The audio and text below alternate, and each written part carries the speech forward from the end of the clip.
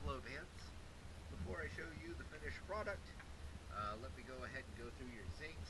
Not sure if we need to catalog them or if we already have them, but I will catalog them real quick.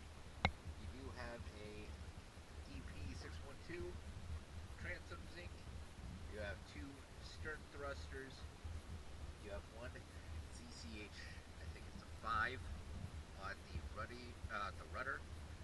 You do have a heel casting zinc, and you do have a spur zinc size CDE.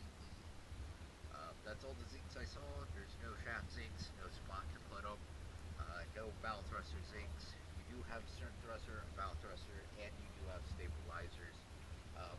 One other thing to point out is on your stern thruster, the shroud on the back has 2 cracks in it. Nothing too bad. The stern thruster will still probably work.